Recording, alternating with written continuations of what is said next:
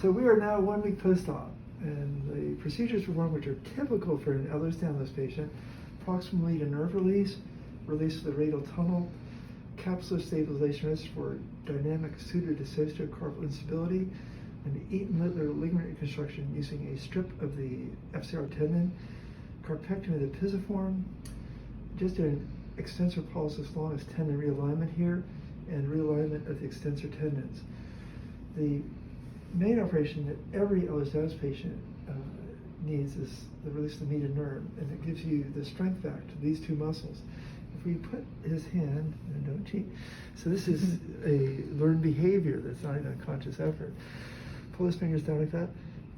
I cannot bend this, and I cannot bend that either. So if we check that compared to his other side, put it out hard as you can. His brain is sending the signal it's not getting to the muscle, and that's how strong he is. And these, relax your hand for a second, these are on the same chain. Pull your thumb down like that. Yeah, we have to block your adaptation. Hold that there. Pull down hard, he has no strength. So, and again, just to show, we have to prevent your adaptations here. Pull down hard with that finger. I cannot straighten this out. And that's immediate and permanent, and it's also affects this. Relax your hand for a second. You can see how loose this is.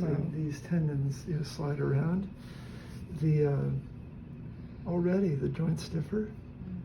Like you can tell, can't you? Yeah.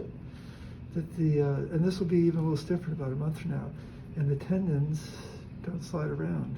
Mm-hmm. The wrist, if I push here, it used to dislocate, and it'll get a little stiffer. Yeah. The thumb is attached again, and your extensor pollicis longus tendon is moved over where it's supposed to be, and this is already a little stiffer. This will get a little stiffer in the next 3 or 4 weeks. And this area that was quite sore no longer hurts. Excellent. These are very reliable operations in Ehlers-Danlos patients, and the recovery's pretty rough for the first couple days, but then after that, not too bad. And would you say that this is average or to be expected, or should a patient's pain level maybe be the determining factor, or should it be the weakness that is observed in that kind of exam? The first factor would be the functional restrictions the person's experienced, like the delta between what they like to be doing and what they are able to do without pain. So if they're couch potato, not a big deal.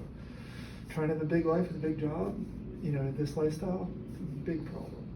These things typically hurt more in women and men, but they don't show externally. So women are frequently invalidated when they see doctors and told they have disproportionate pain and disability when they actually have a collagen disorder. Yeah. These operations work even in Ehlers-Danlos patients, and part of at least my hypothesis is that the nerves are soft and the muscles are tight, and then you get this sort of shift of nerve problems that then have consequences in loose jointed people. Yeah. It took about 5 years to figure out this nerve problem, and it took about another 5 years to figure out the consequences of that nerve problem and who is at risk, because it's not just loose joints. Some people have loose joints, it's not a problem, depending on which joint it is and what their lifestyle is. But a strong, low pain tolerant person trying to have a big life and loose joints, this is what happens. I'm so excited.